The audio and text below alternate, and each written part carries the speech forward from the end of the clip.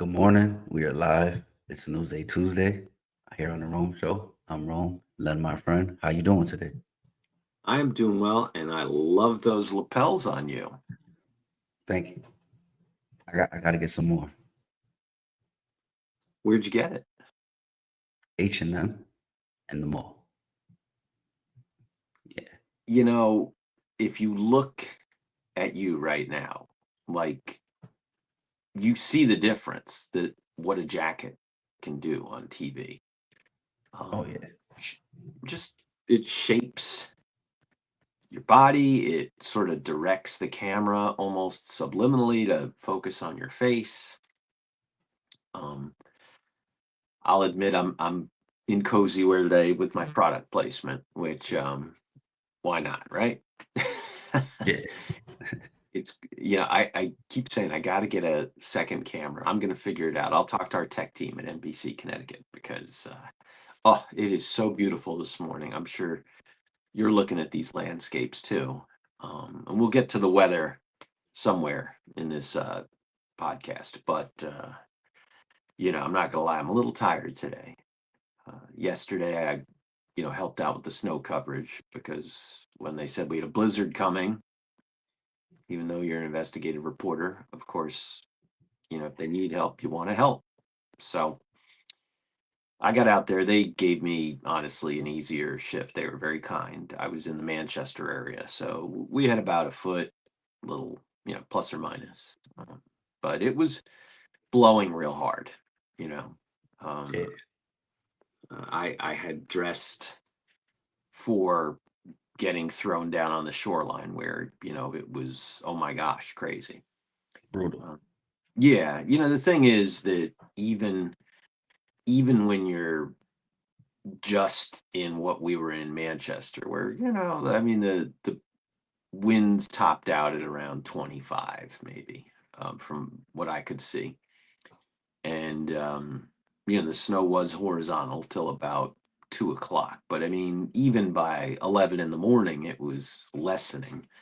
But it still helped to wear the full gear because I think one of those behind the scenes things, and again we'll get into the snow in a minute, but um, we're standing out there for long periods of time before they take us live, so you got to stay warm in the interim, and when you're just getting snow and wind in your face and a wet snow at that, you got to stay warm and you got to stay dry. It's something you learn in my business, whether it is being in a big snowstorm or honestly, I think it's more important what I learned down south in terms of in a hurricane situation, where you have to stay warm and dry because you can't effectively be a reporter if you're worried about being cold and wet. So you take extra precautions there. But anyway, I digress. So, what a fun week with the Olympics on NBC. Who would have thought? Um, Got to get to some of the fun stuff. You got dealer's choice here with entertainment or sports. I'm going to let you go first. I want to see if you do Olympics and which Olympics you pick. Okay. We could do sports first. Okay. And I actually went with Team USA Yeah, baby. hockey. They Uh-huh. captured their first hockey gold medal in 46 years. It's a long time. Yeah. Um, Shockingly, I was around for that first one. I can't remember if I was watching it. I think I was. I think a lot of people tuned in late. Um, but it was a big deal then, like it is now. Um, Different script. Back then, you had the Soviet Union, and it was a scarier time because nuclear proliferation was a real fear and threat to our existence, as it still is. But at that time, you could argue things were even more heightened. So there was a rivalry here with that hockey game. But honestly, there's a rivalry now because for other reasons we're not getting along with Canada.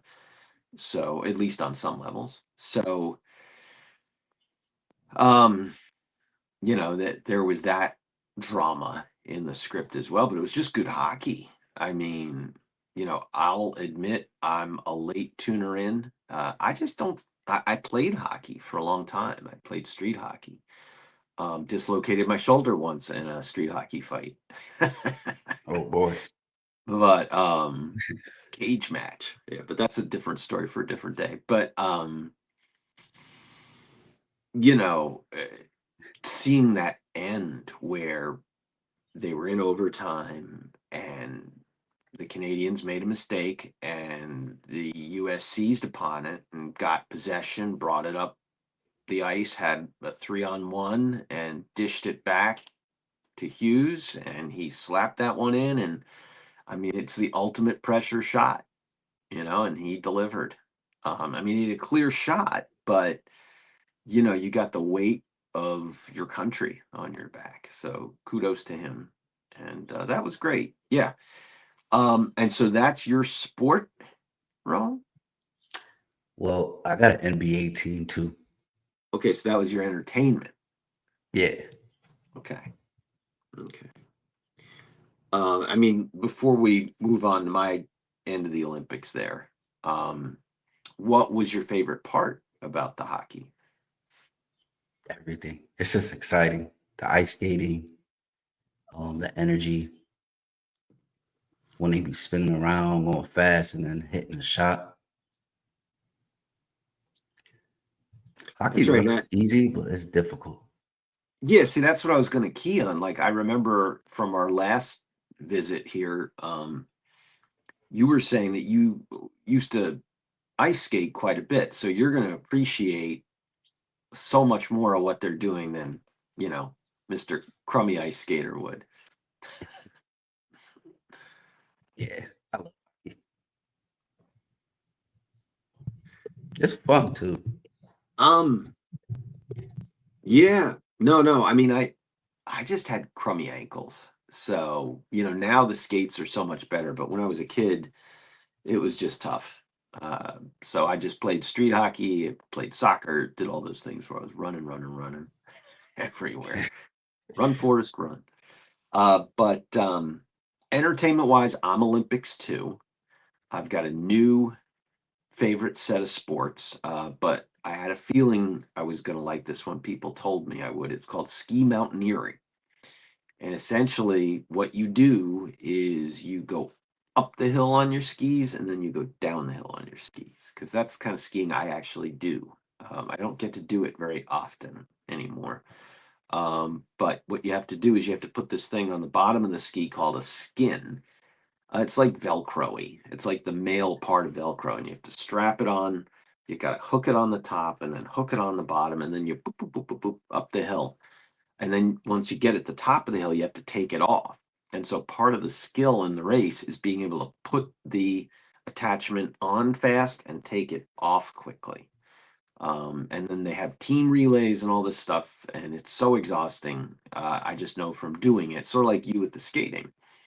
But wow, that was cool. So ski mountaineering, I like it when they try these different sports. Some work, some don't. Do you have a Yeah. favorite of the experimentals, Roan? Right now, I've been into pool a lot lately. The Is and large that league. we were talking, that's billiards or pool is a sport Yeah. in the They winter had. or the summer? I think it's all year. Like right now, they have like a big game going on. It was in Miami, and then there was one in Puerto Rico. Huh. Wow. Well, yeah. We were talking about pool last time too, because I'm a lefty pool player. Yeah. All right. Well, that's a good segue into sports. So Yeah. we've covered the Olympics on NBC, and thank you, Papa NBC, Mama NBC, for giving us that coverage. It was really good. Mike Tirico, real as an aside. Oh my gosh, that guy. He did the Super Bowl in Santa Clara, California, and then somehow he turned around, and within a very short period of time, he was broadcasting the Olympics from out there. Like he was watching the feed and still somehow doing it. But, that's incredible dedication.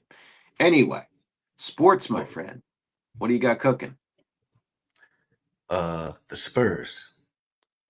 They had a game with the Pistons. It was a Yeah. competitive game. But the Spurs came out with the win. But the Pistons showed a lot of strong defense. It's like the Spurs. Yeah, the Spurs now they were famous years and years ago, I think, when they got an NBA title, but those days are long gone. Is this a newer team? Are they doing well? They're doing all right. I think that was a good start for them. Yeah. I mean, you know what's cool about San Antonio? I don't think that city has any other professional sports teams, does it? I don't believe so. I think that's the only one. Well, big respect to them because you know how hard it was for Hartford to keep the Whalers, and we failed. And certainly folks would love them back. Many would, at least.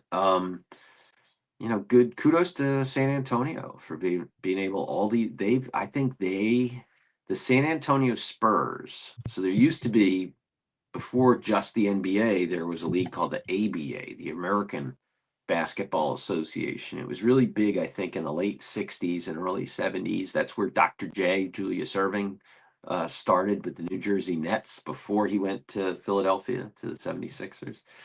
And the San Antonio Spurs, the team you're talking about, they were in the ABA. I think his name was George Gervin, was the famous player that they had way back in the day. So good choice. I like that choice. So San Antonio Spurs, and oh my gosh, Rome, I'm locked out of my computer.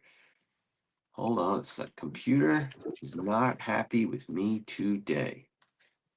Had it out in the snow yesterday. Take two. Hold on. Probably got to heat up a little bit. There we go. I don't think it's that cold today, right? No, it's cold. It's 19. Um, it'll get better, right? Right. Let's see, we're not even a month till spring. So, hey. All right. Sports for me. Spring training. Wearing my baseball hat, right? You got a baseball hat on too. So it's been fun to start watching some of the games. I saw the Mets play. It was shocking. They brought out some of their first line kind of talent that they just signed for, $200 million. They, started them early. The one reason that you're seeing that, Rome, is because the World Baseball Classic starts anytime now, and a lot of these players are going to go play for their native countries, and so they get in a quick little bit of spring training here in Florida or in Arizona. Then they're going to the World Baseball Classic to play with their country's team. Hope none of them get hurt. Somebody always does, unfortunately. But let's at least hope it is kept to a minimum. And then we come back to spring training. So it starts a little bit earlier, but spring training. Let's go. Yeah. So Rome, we're wrapping up with the fun stuff with food. I got a really good one, but I want you to go first. Okay. What I got for food. So it's kind of basic, but it's pretty good to me. Fried chicken and mac and cheese bowl. A bowl. Yeah.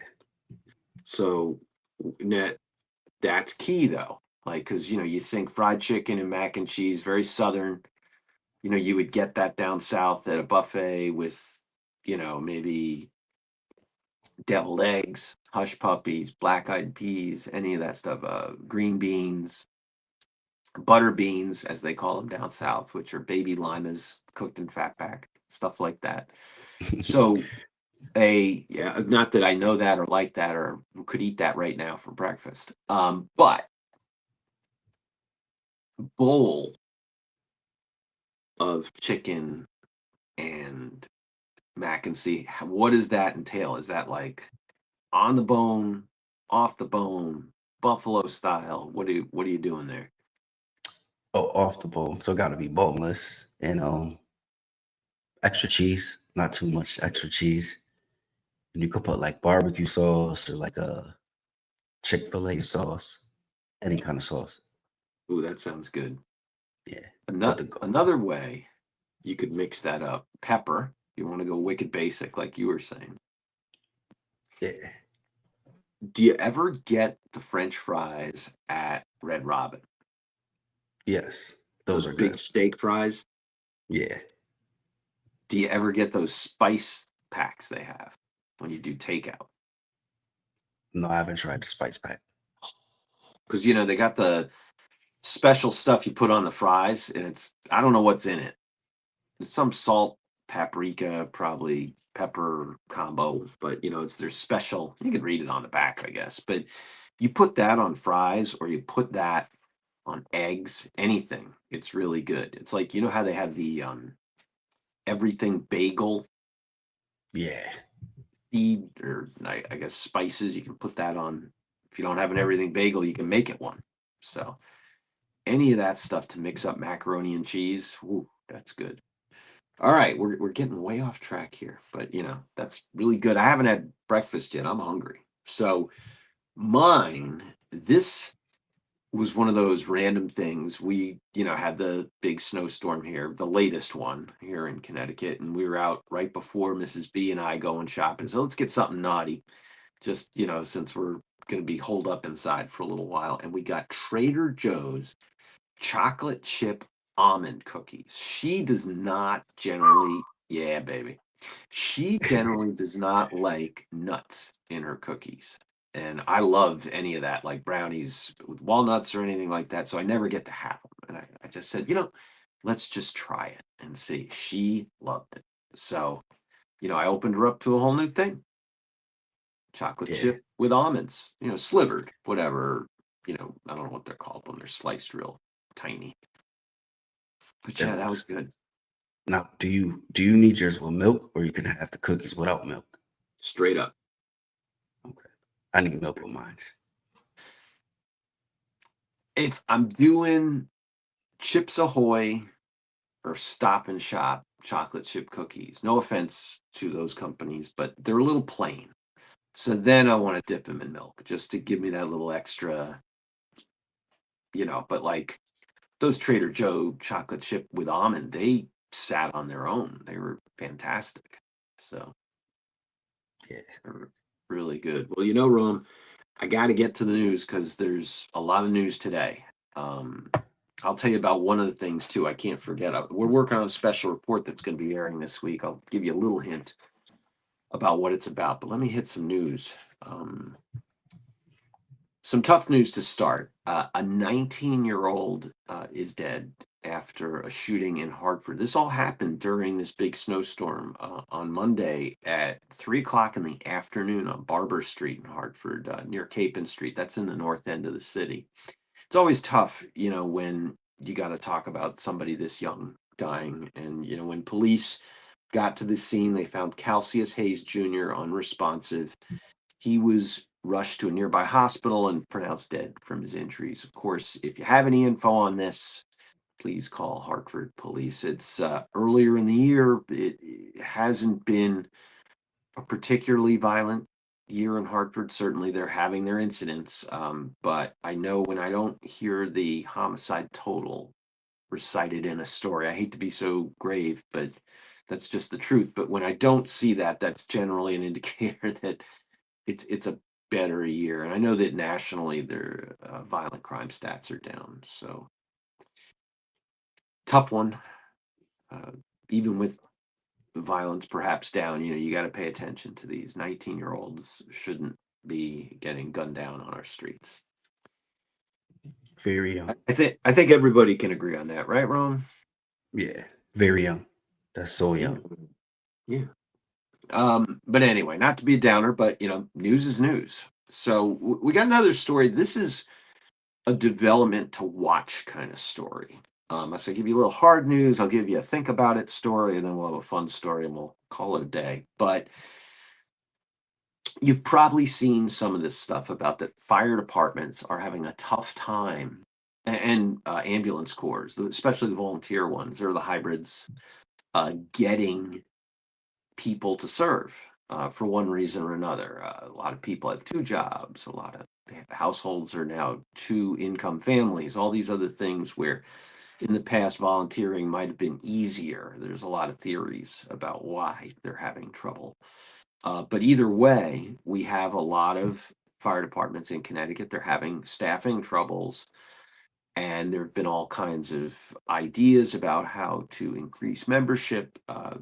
So far, nothing has been a silver bullet, certainly. And what this and this that's the backdrop for this story. So in Norwich, they've got essentially what's a hybrid situation, and that is the wrong term to use. I'm going to tell you that right now. But they've got some professional departments, they've got some volunteer, they've got some, I believe, that are professional and volunteer. Those are called hybrid. The whole thing I'm saying is a hybrid situation. It's not one professional department that serves the whole city of Norwich.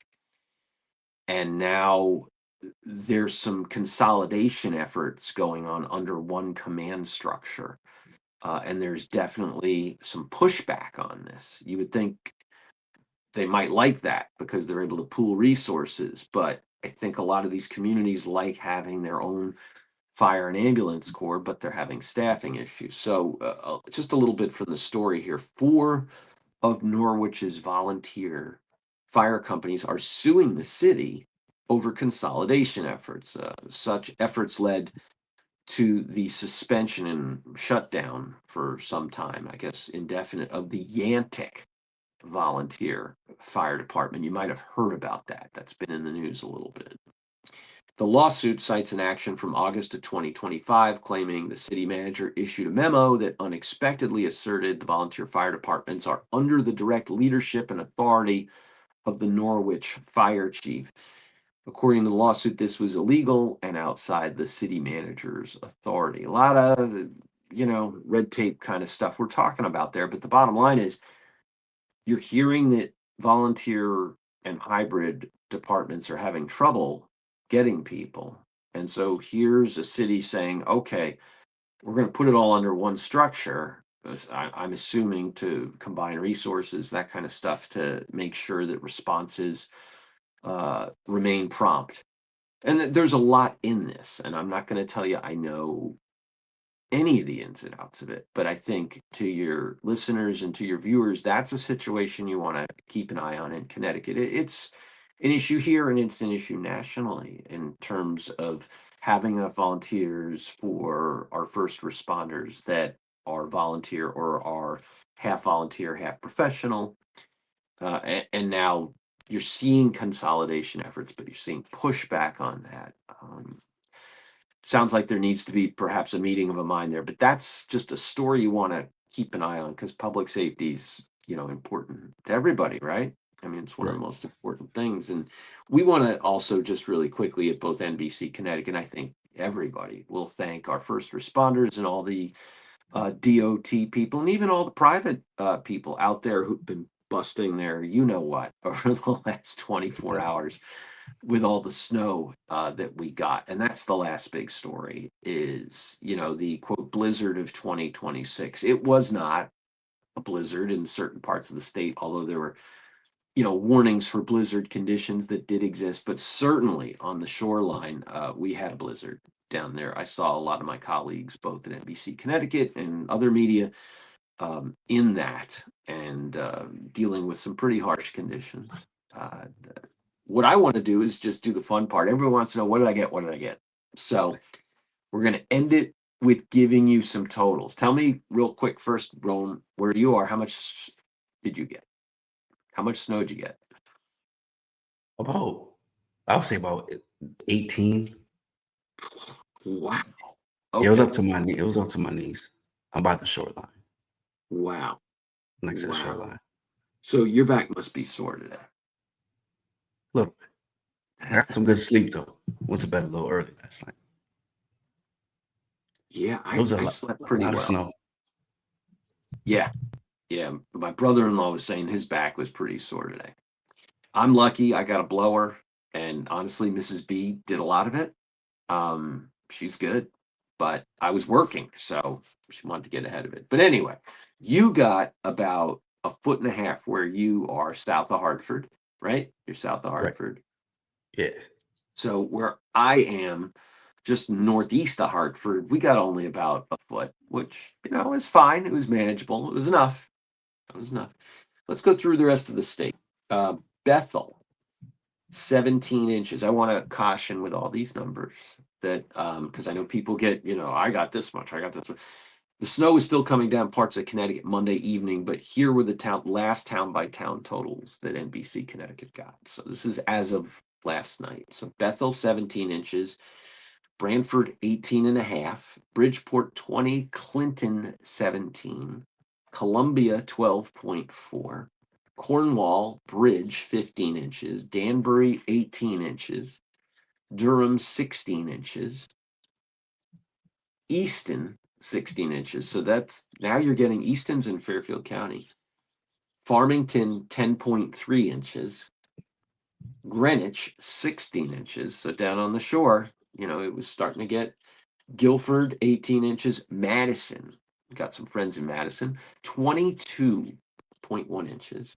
Wow. Marlboro, yeah. Wait, there's more. Marlboro, 17 inches. Mystic, as in Mystic Pizza, 24 inches. New Fairfield, 21 inches of snow. New London, I skipped New Haven. New Haven, 16 inches. New London, 21.5 inches of snow. New Milford, 16.2 inches. Newtown, 12 inches. North Granby, 7.5 inches. So you can see as it got to the traditional areas that always get the snow, they didn't this time as much. North Haven, 16 inches. North Stonington, here's one of the whoppers, 30.8 inches. That's crazy. That is almost 3 feet of snow, Rome. That is crazy. Do you remember that one from 2013? Yeah, that one was crazy. Yeah, I was reporting in that one. That was up to my waist. It was wow. So and they got that this time in North Stonington. So, that's going to be one of the big stories on NBC Connecticut and everywhere is going to be digging out. That's going to take some time. And yes, people lost power too. Old Lyme, 18 inches. Oxford, 16.5 inches. Plainfield, that's up in the northeast corner, 27 inches.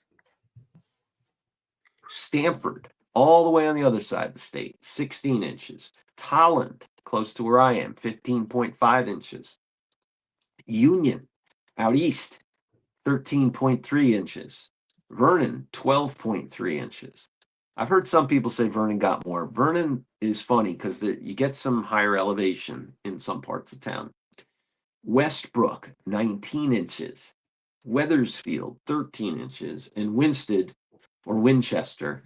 14.5 inches. So a lot of digging out. I probably got some to do. So I'm going to get out of here. And I will see you next week, Rome. Absolutely. See you next week. See you in March. All right. Have a good one.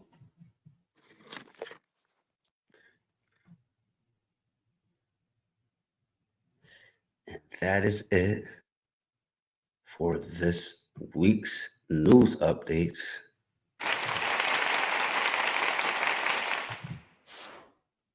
With my friend Len Besthoff from NBC Connecticut, Chief Investigative Reporter. Now, don't forget to hit that subscribe button on YouTube. Hit that subscribe button and follow the show, The Rome Show Podcast, on Spotify.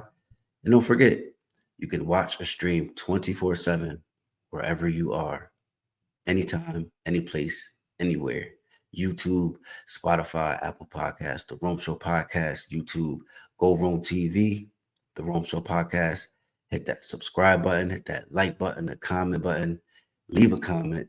Tell me what you want to hear. Tell us anywhere in the world you want us to see what's going on, what stories you want us to talk about, what stories you want us to cover. And yeah, it's your boy Go Rome TV, the host and the creator of the Rome Show Podcast, the global podcast media platform. It's boy Go Room, and I'm out. Peace.